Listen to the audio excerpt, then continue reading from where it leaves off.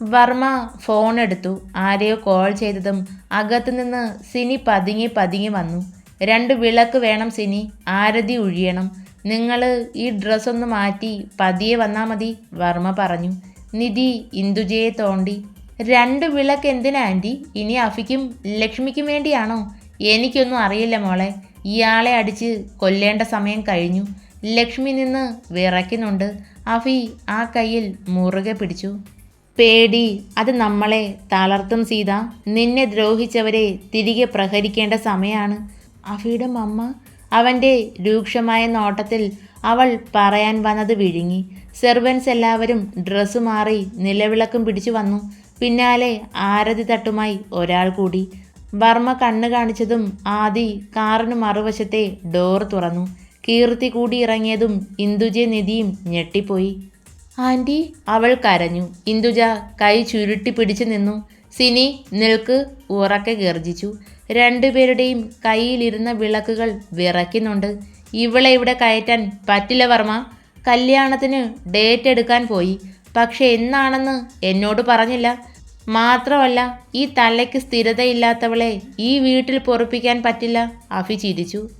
എൻ്റെ ഇന്ദു, നീ തന്നെയല്ലേ പറഞ്ഞത് അനാഥപ്രേതങ്ങളെ അനുഗ്രഹിക്കാൻ നീ വരില്ലാന്ന്? അതുകൊണ്ടാണ് ഡേറ്റ് പറയാഞ്ഞത്. പിന്നെ തലയ്ക്ക് സ്ഥിരതയില്ലാത്തത് എന്ന പ്രയോഗം കീർത്തി മോൾക്ക് ചേരില്ല. ആ കുട്ടി ഒരു ഡോക്ടറാണ്. ആരതി ഒഴിയാനായി വർമ്മ കണ്ണ് കാട്ടിയതും ഒരു സെർവൻ്റ് വന്ന് ആരതി ഒഴിഞ്ഞു. 2 പേരും വിളക്ക് വാങ്ങി. കയറിക്കോ മക്കളെ, വർമ്മ പറഞ്ഞതും ഇന്ദുജ സ്റ്റെപ്പുകൾ ഇറങ്ങാൻ തുടങ്ങി. അഫിയുടെ കണ്ണുകൾ ചുവന്ന് കലങ്ങി. അവൻ സീതയ്ക്കും കീർത്തിക്കും മുന്നിൽ കയറി നിന്നു. നടക്കില്ല മമ്മ. എന്തുകൊണ്ട് മോനു? ആദിയെ മമ്മ സ്നേഹിച്ചിട്ടുണ്ടോ? അവനെ മകനായി അംഗീകരിച്ചിട്ടുണ്ടോ? ഇല്ലല്ലോ. അപ്പോ അവൻ്റെ കാര്യത്തിൽ തീരുമാനമെടുക്കാനുള്ള അവകാശവും ഇല്ല. ഇന്ദുജയുടെ മുറുകിയ കൈകൾ അയഞ്ഞു. കീർത്തി, നീ കയറിപ്പോ, അഫി പറഞ്ഞു. അവൾ ആദിയുടെ കയ്യിൽ അമർത്തി പിടിച്ചു. വാ ആദു, വിളക്ക് വെച്ചിട്ട് ഒരുപാട് കാര്യങ്ങളുള്ളതാ. അവളുടെ ചിണുങ്ങിയുള്ള സംസാരം. 2 പേരും അകത്തേക്ക് കയറുമ്പോൾ ഇന്ദുജയ്ക്ക് തടസ്സം നിൽക്കാൻ കഴിയാതെ വന്നു. കീർത്തി നിധിക്ക് തൊട്ടടുത്ത് വന്ന് നിന്നു. വലം കയ്യിലിരുന്ന വിളക്ക് ഇടം കൈയിലേക്ക് മാറ്റി. ഒരൊറ്റ അടിയായിരുന്നു. ആരും അത് പ്രതീക്ഷിച്ചില്ല. എല്ലാവരും പരിഭ്രമത്തോടെ കവിളിൽ കൈ വെച്ച് നിൽക്കുന്ന നിധിയെയും കൈ കുടയുന്ന കീർത്തിയെയും നോക്കി. എന്താടി, നിന്റെ തന്തയില്ലേ ആ ഇന്ദ്രൻ? അവൻ്റെ തലയ്ക്കാ സ്ഥിരതയില്ലാത്തത്. അവസാന വാക്കു പറയുമ്പോൾ അവൾ ഇന്ദുജയെ കൂർപ്പിച്ച് നോക്കി. അയ്യോ, എൻ്റെ അമ്മായിയമ്മയെ ഉദ്ദേശിച്ചിട്ടേയില്ല, കീർത്തി എടുത്തു പറഞ്ഞു. അവൾ വിളക്കും പിടിച്ച് ഹാളിലേക്ക് കയറി. ആദി സിറ്റൗട്ടിൽ നിന്ന് വെപ്രാളത്തോടെ അഫിയെയാണ് നോക്കിയത്. ഇന്ദുജ ചുണ്ട് കോട്ടി ചിരിച്ചു. അഫിക്ക് മമ്മയെ നന്നായി അറിയാം, ആ ചിരിയിലെ രഹസ്യവും. ഷുവർ, മമ്മയുടെ തീരുമാനം പോലെ തന്നെ. പക്ഷേ ഇവൾ ഇവിടെ ജീവിക്കും.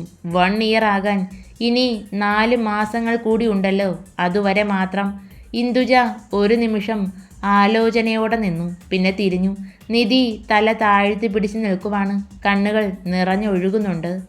പറ്റില്ല, എനിക്ക് സമ്മതമല്ല. എൻ്റെ മോനൂട്ടന് ഈ നശിച്ചവൾ വേണ്ട. അവൻ്റെ തലമുടിയിൽ വിരൽ കടത്തി വാത്സല്യത്തോടെയാണ് പറഞ്ഞത്. അഫിയുടെ മുഖം വലിഞ്ഞു മുറുകി. കൈ ചുരുട്ടി പിടിച്ചു. ലക്ഷ്മി പെട്ടെന്ന് അരുതെന്ന അർത്ഥത്തിൽ അവൻ്റെ കയ്യിൽ കൈ അമർത്തി. ഡാഡി, പല്ല് കടിച്ചു പൊട്ടിച്ചുകൊണ്ട് അലറി വിളിച്ചു. ആ വിളി എന്തിനാണെന്ന് മനസ്സിലായതും ആദ്യമായി വർമ്മയുടെ കൈ ഉയർന്നു താഴ്ന്നു. 2ാമത്തെ പ്രാവശ്യം ഇന്ദുജ നിലത്തേക്ക് വീണുപോയി. 2 കവിൾത്തടവും നീറി പുകയുന്ന വേദനയിലും വർമ്മയെ നോക്കി അവർ ചീറി. അടങ്ങി ഒതുങ്ങി അനുസരണയോടെയാണേൽ ഇവിടെ നിൽക്കാം, ഇല്ലേൽ എന്നേക്കുമായി പോയിക്കോ.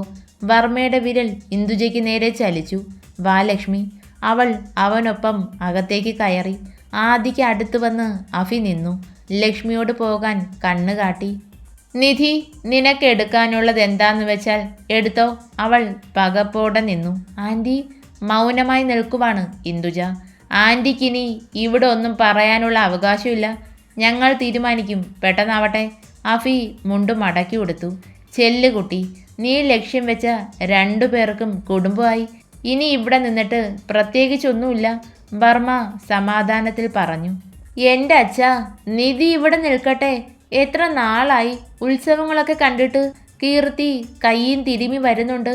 വീണ്ടും കൊടുക്കാനാണെന്ന് മനസ്സിലായതും ആദി അവളെ ചുറ്റിപ്പിടിച്ച് ചേർത്ത് നിർത്തി. വിടാതി, ഇവൾക്ക് ഒന്നൊന്നും പോരാ.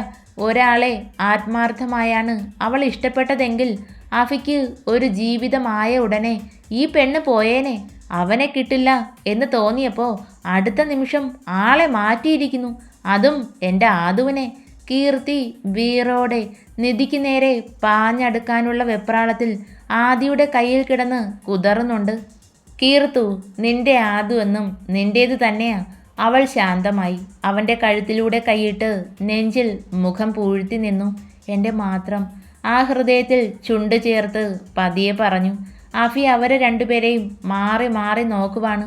പുറത്ത് പ്രകടിപ്പിക്കാത്ത ശാന്തമായ അവരുടെ പ്രണയം അന്നും ഇന്നും മാറ്റമില്ല. ഞാൻ സീതയെ പ്രാണൻ പോലെ സ്നേഹിക്കുന്നുണ്ട്. അതുപോലെയാണ് കീർത്തിക്ക് ആദി. അവൻ പുഞ്ചിരിച്ചു. ഇവിടെ ഇനി നിന്നാൽ എല്ലാവരും കൂടി തന്നെ കൊന്നുകളയും എന്ന പേടിയിൽ നിധി പോകാനിറങ്ങി. ഡാഡി വരും, നിന്റെയൊക്കെ കാര്യം തീർന്നു, അവൾ മനസ്സിൽ പറഞ്ഞു. നിധി നിൽക്ക്, ഒറ്റയ്ക്ക് പോകണ്ട, ഞാൻ കൊണ്ടാക്കാം. അഫി അവൾക്ക് പിന്നാലെ നടന്നു. വർമ്മയുടെ നെഞ്ചിൽ ഒരു കൊള്ളിയാൻ മിന്നി. ഇന്ദ്രൻ്റെ കാര്യത്തിൽ തീരുമാനമാക്കാനാണ് ആ പടപ്പുറപ്പാട് എന്നയാൾക്ക് മനസ്സിലായി. അതുകൊണ്ട് ആദിയെ കൂടി അവനൊപ്പം പറഞ്ഞു വിട്ടു. ഇന്ദുജ റൂമിൽ നിന്ന് പുറത്തേക്കിറങ്ങാതെ ആ ഇരിപ്പാണ്. ഉച്ചയ്ക്ക് ഫുഡ് കഴിക്കാനും വന്നില്ല.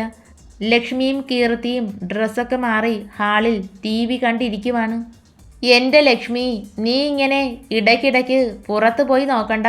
അവർ രണ്ടും ഇങ്ങ് വരും. കീർത്തി, അഫി അയാളെ ഉപദ്രവിക്കും, ഞാൻ കണ്ടിട്ടുണ്ട്.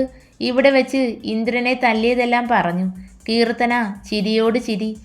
ലക്ഷ്മി, ആ ഇന്ദ്രൻ ഒരു കാട്ടുകോഴിയാ. രണ്ടിനും തക്കം കിട്ടുമ്പോൾ കൊടുത്തില്ലേൽ പിന്നെ നമ്മുടെ തലയിൽ കയറിയിരിക്കും. ഡാഡി. കാറ് നിർത്തിയതും നിധിയുടെ നിലവിളി ഉയർന്നു. ആദിക്കും അഫിക്കും ചിരി വന്നു.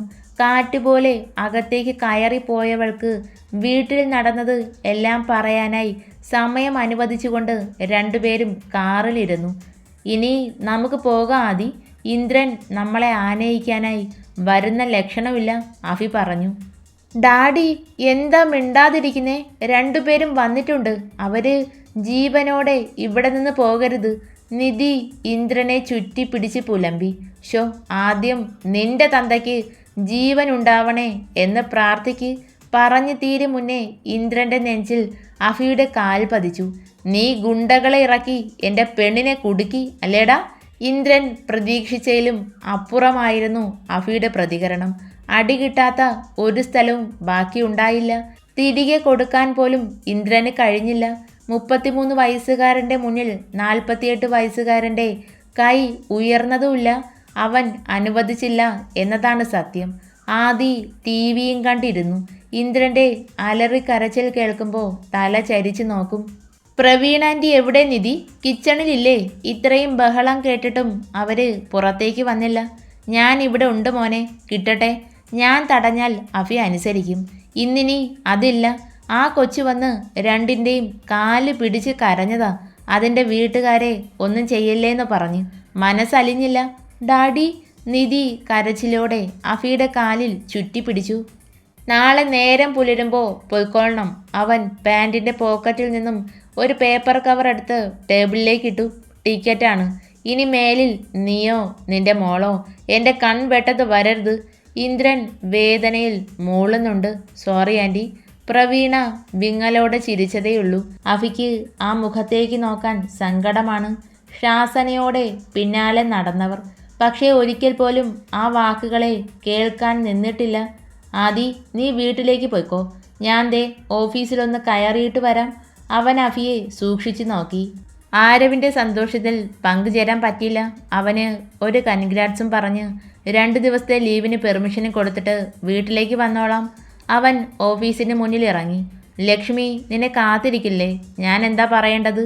നീ ഒന്നും പറയണ്ട. ചെറിയ ചാറ്റൽ മഴയുള്ളത് കൊണ്ട് അവൻ എൻട്രൻസിലേക്ക് ഓടിക്കയറി. HR-ൻ്റെ ഡോറിൽ ചാരി നിൽക്കുന്ന അഫിയെ കണ്ട് അവിടെ ഇരുന്ന സ്റ്റാഫ്സ് ഒന്ന് പരിഭ്രമിച്ചു. അവൻ അവർക്കായി ഒരു ചിരി സമ്മാനിച്ചു. ആരവെവിടെ? സ്റ്റോക്ക് റൂമിലുണ്ട് സാർ, സ്റ്റാഫ് പറഞ്ഞു. അവൻ തിരിഞ്ഞു നടന്നു. എടാഫി, ആരവ് ഓടി വരുന്നുണ്ട്. അവൻ്റെ മുഖത്തെ ചിരിയും സന്തോഷവും കാണുമ്പോൾ അഫിയുടെ ഉള്ളൊന്നാളി. ഒരുപാട് നേരം സംസാരിച്ച് ക്യാബിനിലേക്ക് കയറി സീറ്റിൽ ചാരി കിടന്നു. അഫിയുടെ കണ്ണുകൾ സങ്കടത്തോടെ നിറഞ്ഞു. ആദി വരുമ്പോൾ ലക്ഷ്മി അവൻ്റെ പിന്നിലേക്കാണ് നോക്കിയത്. അഫി ഓഫീസിൽ പോയി എന്നറിഞ്ഞതും ചിരിയോടെ തലകുലുക്കി. ഉദിച്ചു താഴ്ന്ന സൂര്യൻ്റെ പൊൻകിരണങ്ങൾ ഗ്ലാസ് വാളിലൂടെ റൂമിലാകെ പരന്നു. അവൻ അവളിലൂടെ സഞ്ചരിക്കുന്നുണ്ട് പ്രണയത്തോടെ. അതു ഉറക്കെ വിളിച്ചുകൊണ്ട് അവൾ ചരിഞ്ഞു കിടന്നു. പിൻകഴുത്തിൽ അവൻ്റെ ചൂടുള്ള നിശ്വാസം. അവൾ പുഞ്ചിരിച്ചു. കണ്ണുകൾ മുറുകെ അടച്ചു. ചുംബന ചൂടിൽ അവൾ കുറുകി. ഒരു ബ്ലാങ്കറ്റിന് കീഴെ എങ്ങോ കണ്ടു മറന്ന എന്നാൽ മായ്ക്കാൻ കഴിയാത്ത പ്രിയപ്പെട്ടവളെ നോക്കിക്കിടന്നു. അവൻ്റെ മീശത്തുമ്പിൽ പിടിച്ചു വലിച്ചതും വേദനയോടെ ആദി കണ്ണുകൾ മുറുകെ അടച്ചു. മാറ്റമുണ്ട് കേട്ടോ കീർത്തു, തമാശ പോലെ പറഞ്ഞ് അവളെ വരിഞ്ഞു മുറുക്കി. ചുണ്ടുകൾ അതിൻ്റെ ഇണയിൽ നിന്നും പുഴയുടെ ഒഴുക്ക് പോലെ സഞ്ചരിച്ചു. കീർത്തു, അവൾ മിഴികൾ ഉയർത്തി. ലവ് യു കട്ടുറുമ്പേ. അയ്യേ, ഇതേവരെ മറന്നില്ല അതു. ഇനി വിളിച്ചാൽ ഞാൻ കടിക്കും കേട്ടോ. അഫി ഉപദ്രവിക്കുമ്പോൾ അവൾ അവനെ കടിക്കാറാണ് പതിവ്. അങ്ങനെ ഇട്ട പേരാണിത്.